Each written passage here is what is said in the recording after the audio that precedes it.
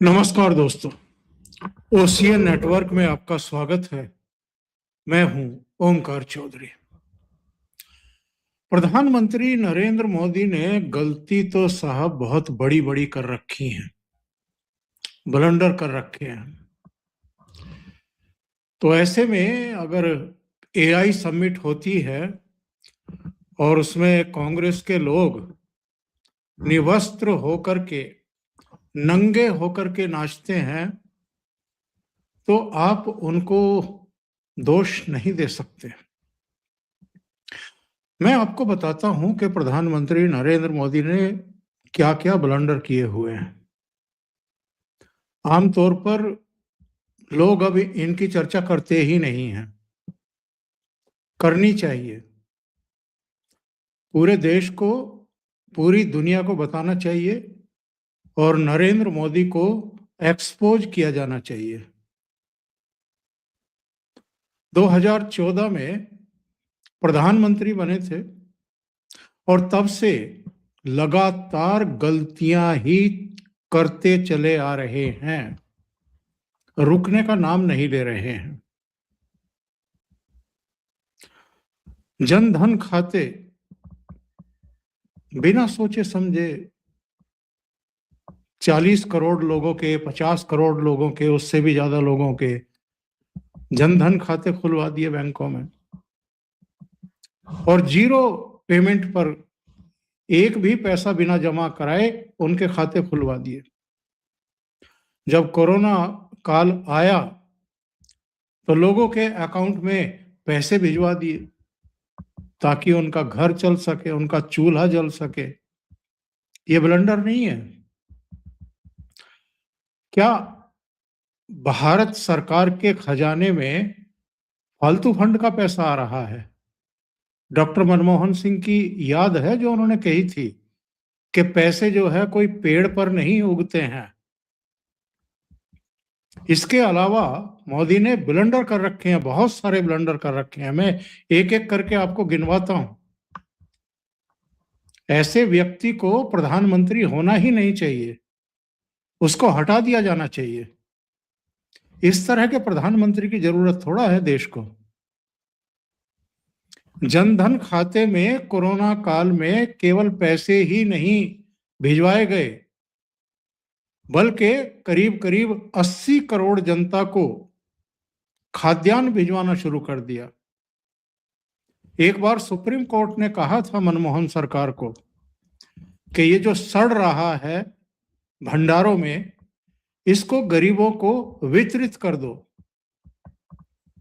तो मनमोहन सरकार ने सुप्रीम कोर्ट से कहा था कि कृपया हमको हमारा काम करने दें, हमें आप ये ना सिखाएं कि हमको उस अनाज का क्या करना है और क्या नहीं करना है। अब आप मुझे बताइए कि अच्छे खासे गरीबी की रेखा से नीचे लोग थे, 24 करोड़ के आसपास। उनको गरीबी की रेखा से ऊपर लाने की जरूरत क्या थी मोदी जी को? उनको रहने देते वहीं पर। इनका माथा नहीं ठनकेगा।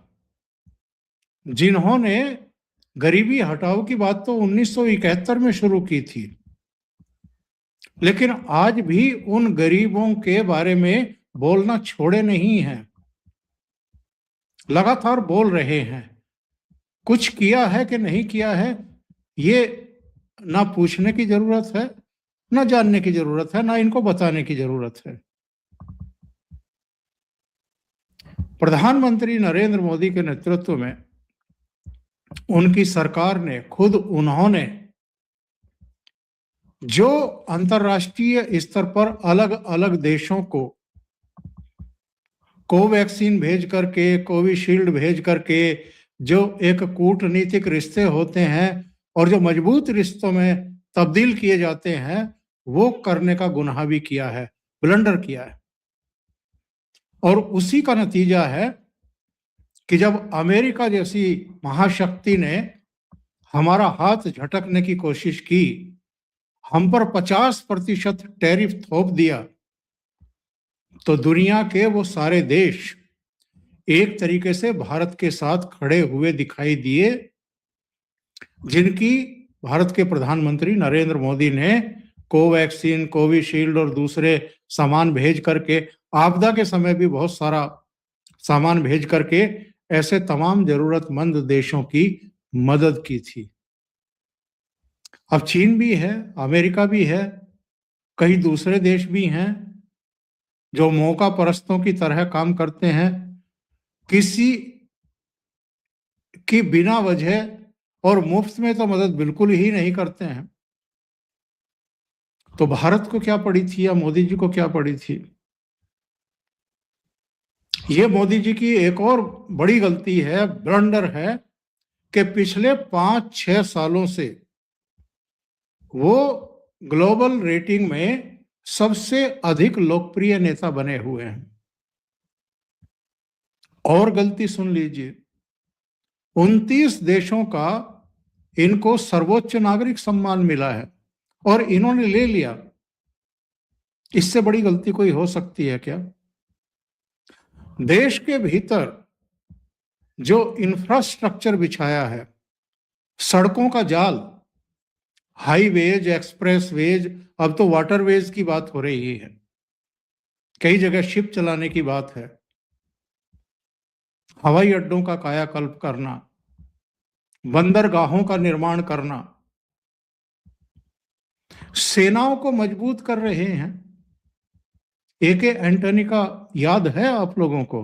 2011 का पार्लियामेंट का, उनसे पूछा गया था कि जब चीन भारत की सीमा से लगते हुए पूरे इलाके में इंफ्रास्ट्रक्चर का निर्माण कर रहा है, सड़कें, रेलवे, तमाम दूसरी चीजें, तो भारत क्यों सोया हुआ है? भारत क्यों नहीं कर रहा है? भारत ने अपनी सीमा से लगते हुए पूरे इलाके में, कभी एक स्ट्रिप हुआ करती थी दौलत बेग ओल्डी में, वो भी बरसों से, बल्कि दशकों से अनयूज पड़ी हुई थी। और उसके बाद 2 और स्ट्रिप जहां विमान उतर सकें, लड़ाकू विमान उतर सकें, वो बनवाई मोदी जी ने। क्या जरूरत थी? बहुत बड़े पैमाने पर वहां सड़कें बिछाई गई हैं, सुरंगें बनाई जा रही हैं, पुल बनाए जा रहे हैं घाटियों में। जम्मू कश्मीर में अभी एक चारों तरफ बर्फ ही बर्फ दिखाई दे रही है और लाल कलर की जो वंदे भारत है वो बर्फ को चीरती हुई जा रही है। तो उस पर कैप्शन दिया था किसी ने कि ये स्विट्जरलैंड नहीं है, ये जम्मू कश्मीर है। ये सब करने की क्या जरूरत थी मोदी जी को? यानी दुर्गम से दुर्गम इलाकों तक ट्रेन पहुंचा रहे हैं। ट्रेन का आप कायाकल्प देखिए, वरना अगर कांग्रेसियों की हम माने और विपक्षी दलों की माने, तो वो ट्रेन कौन सा बुरी थी जो नीले नीले से कलर की दौड़ती रहती थी, डीजल इंजन के साथ दौड़ती थी। आजकल तो नई नई ट्रेनें, बहुत कलरफुल ट्रेनें, और उनमें तमाम तरह की सुविधाएं दी जा रही है। रात्रि यात्रा के लिए भी जो है आरामदेह ट्रेन और तमाम तरह की सुख सुविधाएं उन ट्रेनों में है। खान पान से लेकर के तमाम चीजों में सुधार हो रहा है और तेज गति से हो रहा है। फ्रेट कॉरिडोर मालगाड़ियों के लिए अलग से बनाने की क्या जरूरत थी? रहने देते वैसे का वैसा ही। इसके अलावा इतने ब्लंडर कर रखे हैं नरेंद्र मोदी ने कि आप देखिए, 370 हटा दिया जम्मू कश्मीर से, जिसको कांग्रेस सीने से चिपकाए चली आ रही थी, उसको प्यार दे रही थी, दुलार दे रही थी, उसकी तरफ कोई नजरें भी ना उठाने पाए, ऐसा बंदोबस्त कांग्रेस पार्टी ने किया हुआ था। और जो जम्मू कश्मीर के जितने राजनीतिक दल थे, वो तो पता नहीं क्या क्या बातें कर रहे थे जब 370 हटाने की बात नरेंद्र मोदी के नेतृत्व वाली सरकार कर रही थी, अमित शाह कर रहे थे, वो कह रहे थे कि घाटी में कोई तिरंगा कंधे पर उठाने वाला नहीं मिलेगा अगर 370 को हाथ लगा दिया तो। ये भी कहा गया खून की नदियां बह जाएंगी जम्मू कश्मीर में। लेकिन अजीब प्रधानमंत्री हैं, इन्होंने 370 भी हटा दिया, 35 से भी हटा दिया, खून की नदियां भी नहीं बही, और अब तो वहां लाल चौक पर भी तिरंगा फहरा रहा है। किसी ने चूं चपाट भी नहीं की, एक गोली चलाने की जरूरत नहीं पड़ी, सब सीधे हो गए। अच्छा, आतंकवाद खत्म करने की क्या जरूरत थी देश से, या नक्सलवाद खत्म करने की क्या जरूरत थी? ये भी कर दिया इन्होंने। आतंकवाद की तो कमर तोड़ दी पूरी तरीके से, बहुत सारे कमांडर मार गिराए, और जो घुसपैठ करके आते थे उनका तिया पाचा वहीं करने लगे। सैकड़ों हजारों की संख्या में आतंकवादी और उनके कमांडर, सो कॉल्ड कमांडर मारे गए, जो उनको लीड कर रहे थे, स्लीपर सेल्स, उनको मार गिराया। अलगाववादी, जिनको बुलाकर के मनमोहन सिंह पीएमओ में हाथ मिलाते थे, गले मिलते थे जिन आतंकवादियों से और अलगाववादियों से, जो कभी भी घाटी में बंद का आह्वान करते थे और सारे बाजार, सारे शहर बंद हो जाते थे, इतनी दहशत थी। पत्थरबाजी शुरू हो जाती थी सेना पर। ये सब करने की क्या जरूरत थी? बाजी बंद करने की क्या जरूरत थी? मीडिया वालों को भी अच्छे खासे विजुअल मिल जाते थे। स्कूल कॉलेज जाने वाली गर्ल्स को 500-500 रुपए देकर के अलगाववादी और कुछ दूसरे नेता पत्थरबाजी करवाते थे सेना पर, और वो जैसे विजुअल बनते थे वैसे पत्थरबाजी बंद होती थी और वो अपने घर चली जाती थी, और सेना जो है वो टापती रह जाती थी, देखती रह जाती थी, क्योंकि ऊपर से उनको किसी भी तरह का बल प्रयोग का आदेश नहीं था मनमोहन सरकार के द्वारा। लेकिन मोदी जी का देखिए आप, इन्होंने क्या अंतर कर दिया है। उड़ी में हमला हुआ, सर्जिकल स्ट्राइक कर दी सेना ने। पुलवामा में हमारे 40 सैनिक वीरगति को प्राप्त हुए, एक आत्मघाती दस्ते ने पूरे काफिले को उड़ा दिया सीआरपीएफ के। एयर स्ट्राइक करवा दी मोदी जी ने, बालाकोट में इनका आतंकी ठिकाना ध्वस्त करके रख दिया, करीब 100 आतंकवादी मारे गए वहां पर। और पहलगाम में जो जेनोसाइड हुआ हिंदुओं का, कलमा पढ़वा करके देखा, पेंटे उतरवा करके देखी सारा ये, तो उसके बाद ऑपरेशन सिंदूर करवा दिया। भाई जरूरत क्या थी? कांग्रेसियों को वही पसंद था, आतंकवादी अपना खेल करते रहे, निर्दोषों का खून बहाते रहे और सीमा पार करते जाएं, फिर आए, फिर लोगों को मारें और फिर चले जाएं। सीरियल धमाके, कितनी रौनक हुआ करती थी कांग्रेस के समय। कभी जयपुर में हो रहे हैं, कभी मुंबई में हो रहे हैं, कभी कलकत्ता में बम फट रहे हैं, कभी मद्रास में हो रहा है, कभी हैदराबाद में हो रहा है, दिल्ली में हो रहा है, मुंबई में कई बार हुए। और मुंबई में तो पाकिस्तान से आए 10 आतंकवादियों ने 3-4 दिन तक मुंबई के 4 जगहों को दहलाते रहे वो, और उसके बाद भी कांग्रेस वालों की कोई गैरत नहीं जागी कि पाकिस्तान को जवाब दिया जाए। उसका कोई जवाब नहीं दिया गया, बल्कि बराक ओबामा ने बाद में आकर के मनमोहन सिंह से पूछा, जब वो दौरे पर आए थे, कि हम तो उम्मीद कर रहे थे, पूरी दुनिया आशंकित थी कि भारत मुंबई आतंकी अटैक के बाद पाकिस्तान को सबक सिखाएगा। तो बराक ओबामा ने ही अपने संस्मरण में लिखा है कि मनमोहन सिंह ने कहा कि मेरे ऊपर प्रेशर था कांग्रेस पार्टी का, क्योंकि 2009 के लोकसभा चुनाव आ रहे थे, तो कहीं मुसलमान नाराज ना हो जाएं पाकिस्तान को सबक सिखाने के चक्कर में, इसलिए अटैक नहीं किया गया, टाल दिया गया। आजकल ये वोट बैंक का गुणा भाग मोदी जी लगाते ही नहीं, कितना ब्लंडर कर रहे हैं। सीधे अटैक करते हैं और 9 आतंकी ठिकानों को ध्वस्त किया, 11 एयरबेस उड़ा दिए, उनके रडार उड़ा दिए, उनका जितना भी एयर डिफेंस सिस्टम था वो तबाह कर दिया। 4 दिन में पाकिस्तान को घुटनों पर ले आए। अब इससे पीड़ा नहीं होगी तो क्या होगा? राहुल गांधी का चेहरा नहीं उतरेगा तो क्या होगा? तो इस तरह के लगातार ब्लंडर कर रहे हैं प्रधानमंत्री नरेंद्र मोदी। सेनाओं को इतना सक्षम बना दिया है, अर्थव्यवस्था के मोर्चे पर वो ठीक था, 10 से ऊपर मुद्रास्फीति की दर थी, महंगाई 10 से ऊपर थी, लोग हाहाकार कर रहे थे, गैस सिलेंडर भी ठीक से नहीं मिल पा रहे थे, 12 सिलेंडर मिलते थे, उनमें से 3 कट करके 9 कर दिए थे इन्होंने।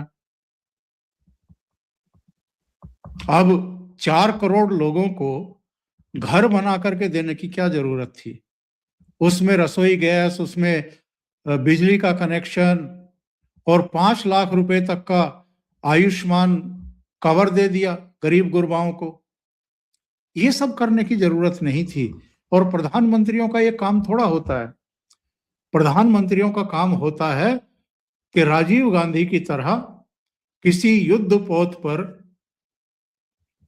छुट्टियां मनाए अपने यार दोस्तों के साथ, चौड़े होकर के। अपने ससुराल वालों को भी बुला लें, अपने घर परिवार, अपने मित्रों को भी बुला लें, वहां पर दारू सारू सब कुछ अपना चले, और खाना पीना और दूसरी तमाम चीजें, उसके लिए हेलीकॉप्टर और दूसरे छोटे शिप लगा करके वहां सप्लाई हो।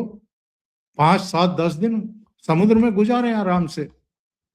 अब ये गांधी परिवार भी तो है, राहुल गांधी भी तो है, इतनी विदेशों में छुट्टियां मनाते हैं, पता नहीं कहाँ जाते हैं। और प्रधानमंत्री नरेंद्र मोदी का एक एक मिनट सबको पता होता है, किस देश की यात्रा पर हैं, कौन सी मीटिंग में हैं, कौन कौन से सीईओज से मिल रहे हैं, कितना निवेश भारत लेकर के आ रहे हैं। तो इतने ब्लंडर कर रखे हैं नरेंद्र मोदी ने, तो इनका विरोध बहुत जरूरी है एक्चुअल में। यहां तो मनमोहन सिंह जैसा प्रधानमंत्री चाहिए जो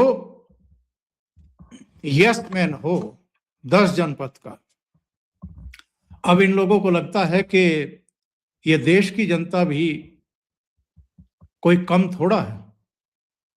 इतने प्रतिभावान लोग, 3 प्रधानमंत्री जिस परिवार में हुए हैं और तीनों को भारत रत्न मिले हैं, उनके चश्मो चराग की योग्यता को, काबिलियत को भारत की जनता समझ ही नहीं रही है। इसलिए अगर इनके मुंह से गालियां निकल रही हैं, अगर ये AI समिट हो या G20 समिट हो, इस तरह के मौकों पर गालियां निकालते हैं, और अब तो हद हो गई। AI समिट में तो इन्होंने नंगों को भेज दिया कि जाओ नंगो, नंगा नाच करो वहां जाकर के, कम से कम चर्चा तो हो। तो अभी तो संसद में, संसद के बाहर और तमाम जगहों पर कांग्रेस की नंगाई देख रहे थे, भारत के लोग देख रहे थे। अच्छा मौका देखा कांग्रेस ने कि 100 देशों के रिप्रेजेंटेटिव आ रहे हैं, 45 देशों के मंत्री समूह आ रहे हैं, 20-22 देशों के राष्ट्रपति, प्रधानमंत्री, उपराष्ट्रपति, ऐसी डिग्निटीज आ रही हैं। तो पूरी दुनिया के सामने क्यों ना नंगा नाच किया जाए। तो AI समिट में जाकर के नंगा नाच किया, सही किया। ऐसे प्रधानमंत्री का इसी तरीके से विरोध होना चाहिए। और जो प्रधानमंत्री ये गुस्ताखी करे कि अमेरिका जैसी सुपर पावर से टकरा जाए, इतनी हिमाकत, 50% टैरिफ थोप करके और इंडियन इकोनॉमी को डेड इकोनॉमी बता करके डोनाल्ड ट्रंप ने पूरा मैदान साफ किया था विपक्ष के लिए कि वो खुल करके खेले। और राहुल गांधी ने देखो कैसे हाथों हाथ लिया था डोनाल्ड ट्रंप के डेड इकोनॉमी वाले उस बयान को। संसद परिसर में मीडिया से बात करते हुए राहुल गांधी ने कहा था कि डोनाल्ड ट्रंप ने जो है बिल्कुल सही बात कही है। ग्लैड शब्द का प्रयोग किया था कि मैं बहुत खुश हूं कि उन्होंने सही पहचाना कि भारत की इकोनॉमी डेड है। आपको लोगों को पता नहीं है, मीडिया को पता नहीं है। प्रधानमंत्री और वित्त मंत्री को छोड़ करके सब जानते हैं कि भारत की इकोनॉमी डेड इकोनॉमी है। और उस डेड इकोनॉमी से हाथ मिलाने के लिए वहां अपनी अर्थव्यवस्था को संबल देने की संभावना देखते हुए यूरोपियन यूनियन आकर के एफटीए साइन करती है, कई दूसरे देश एफटीए साइन करते हैं। और जब अमेरिका को भी लगता है, ट्रंप को भी लगता है कि हम पीछे रह गए, तो फिर वो भी कूद करके आगे आते हैं। 50% टैरिफ हटा करके केवल 18% पर आ जाते हैं और अपनी तरफ से डील हो जाने की ऐलान कर देते हैं। तो ऐसे प्रधानमंत्री जो अमेरिका के दबाव में आते ही नहीं, पुतिन यहाँ की यात्रा करते हैं, ब्राजील के राष्ट्रपति यात्रा करते हैं, फ्रांस के राष्ट्रपति यात्रा करते हैं। डोनाल्ड ट्रंप के ऑफिस से बार बार कहा जाता है कि ट्रंप जल्दी ही भारत की यात्रा करेंगे।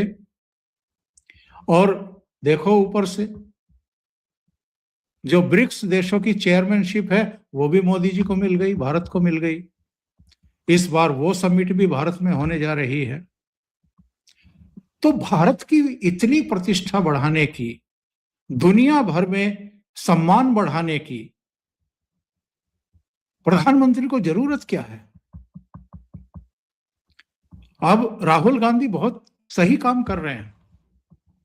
अमेरिका में जाते हैं तो, लंदन में जाते हैं तो पूरी दुनिया को बताते घूम रहे हैं कि डेमोक्रेसी की हत्या हो गई, लोकतंत्र खतरे में है और पश्चिमी देशों को हस्तक्षेप करना चाहिए हमारे यहां। वो तो अमेरिका में ये तक कह आए कि मैं तो तब मानूंगा जब भारत में सिखों को पगड़ी पहनने की आजादी मिलेगी, कड़ा पहनने की आजादी मिलेगी, कृपाण रखने की आजादी मिलेगी और वो फ्रीली गुरुद्वारों में जा सकेंगे। कितना बढ़िया काम राहुल गांधी कर रहे हैं और कितना खराब काम प्रधानमंत्री नरेंद्र मोदी कर रहे हैं। जब इनको प्रधानमंत्री का ऑफिस मिला था 2014 में, उस समय भारत 11th लार्जेस्ट इकोनॉमी था भारत देश की, दुनिया की। अब देखो क्या हालत कर दी है, 4th लार्जेस्ट इकोनॉमी और जल्दी ही 3rd लार्जेस्ट इकोनॉमी भारत बनने वाला है। असीम संभावनाएं युवाओं के लिए, उसके लिए दरवाजे खोल रहे हैं। वो जो एआई समिट की है, इसमें 2.5-3 लाख लोग भारत मंडपम, अंबेडकर सेंटर और सुषमा स्वराज भवन पहुंचे जहां इसका आयोजन हो रहा था। युवाओं में इतनी उत्सुकता मोदी जी को जगाने की क्या जरूरत थी? राहुल गांधी तो चाह रहे थे कि ये तो बांग्लादेश की तरह, नेपाल की तरह, श्रीलंका की तरह जैन जी बन जाएं और सड़कों पर उतर करके मोदी जी का तख्ता पलट दें बिल्कुल। और देश की जनता से भी वो इसीलिए नाराज है। 3 बार से उनका नंबर ही नहीं आने दे रहे हैं, सब बार बार नरेंद्र मोदी को चुन रहे हैं। अच्छा, लोकसभा चुनाव के बाद भी हरियाणा में बीजेपी को चुन लिया, महाराष्ट्र में बीजेपी को चुन लिया, दिल्ली में भी यहां मुख्यमंत्री बनवा दिया, बिहार में नीतीश बाबू बन गए।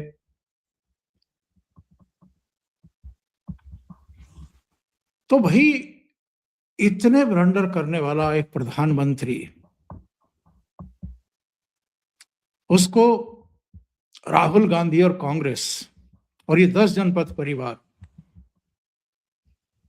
और इनके चापलूस मंडली वो चैन से तो नहीं बैठने देगा।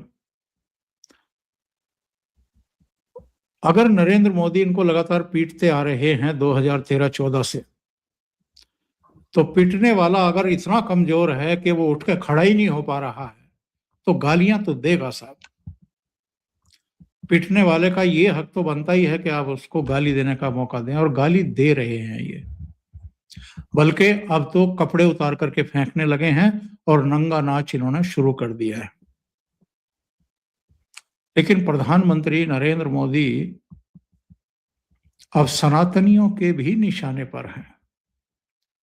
अब वो नरेंद्र मोदी से पूछ रहे हैं कि आप सनातनी हो, आप हिंदू हो, ये साबित करो।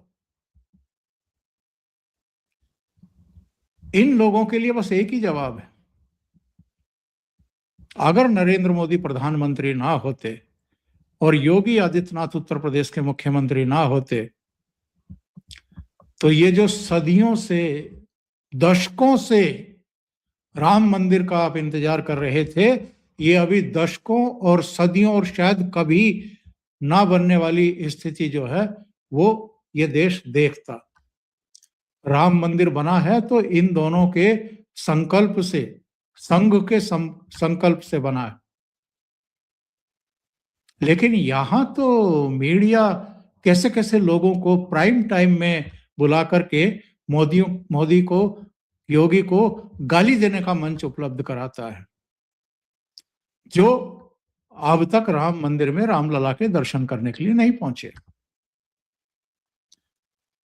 तो जो आदमी विकास कर रहा है, जो हमारी सांस्कृतिक विरासत को पुनर्स्थापित, पुनर्प्रतिष्ठापित कर रहा है, उसको ये लोग गालियां नहीं देंगे तो और क्या देंगे।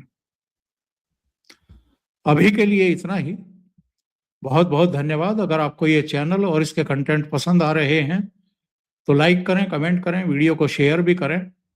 अभी तक अगर आपने ये चैनल सब्सक्राइब नहीं किया है तो सब्सक्राइब कर लें, साथ में लगे बेल आइकॉन को दबा दें ताकि आगे आने वाले वीडियो और उनके नोटिफिकेशन आपको मिलते रहें। बहुत बहुत धन्यवाद। नमस्कार।